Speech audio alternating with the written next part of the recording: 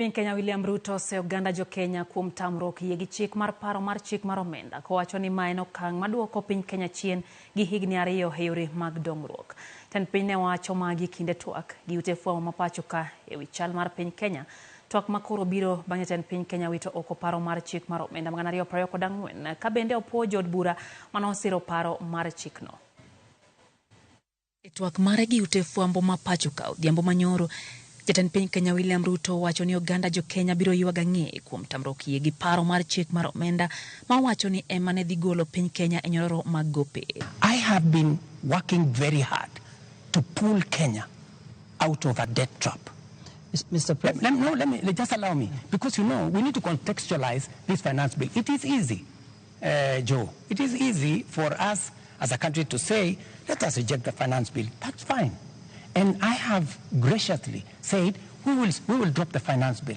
But it has huge consequences. Ruto po jod bura manosiro paro mar chik mar omenda no kwacho ni e kinde mabiro oganda jo Kenya biro yie ni jod bura go ema ni kod paro makare mar kelo dongruok ne oganda jo Kenya. Kenya will know that the MPs who voted yes are the true heroes of Kenya. Olero ni okang' mar wito kucha paro mar chik no biro chuno piny owacho mondo ol siling maromo $1 trillion mar tao chenro mag piny Kenya makoro olo ni chenro mar ndiko tich jopuonj JSS maromo 46,000 ok bitimore, chiwo omenda maromo siling $2 billion ne jopith kod jopur mapacho ka bende ok bitimore. We will not confirm the JSS teachers, 46,000 of them.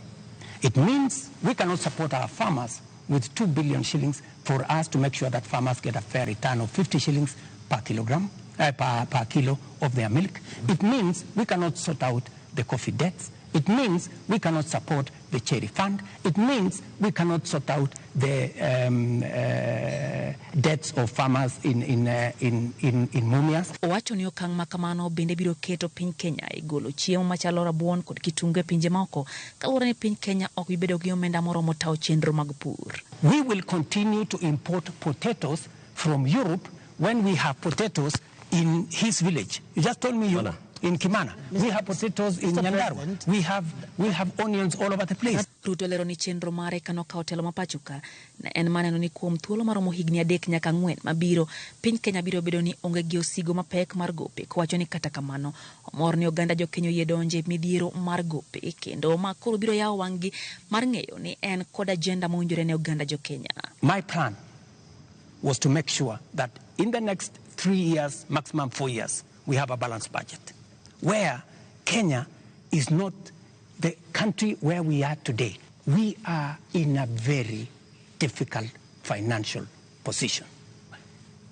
This is something that the people of Kenya must understand, and that is why I am happy that we have a crisis. Bende owacho ni kuom omenda manochoke hiko omenda mokalo maromo $2.3 trillion, omenda maromo $1.1 trillion na ochulo gope mag piny Kenya ka $1 trillion ne odhi e chudo mag osara.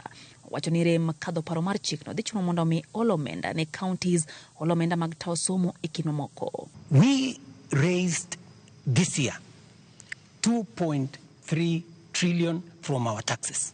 Of that 2.3 trillion, 1.1 trillion went to debt financing. 1 trillion went to salaries. What did we do? We had to go and borrow to pay the counties. We had to go and borrow to fund our education. Penjo mathoth no wuok kotenre gi mibadhi kotiyo marach gi omenda e piny owacho ka jatend piny osingo neno ni piny owacho mare biro tiyo makare gi omenda jo Kenya. Lydia Okeyo, Ramogi TV.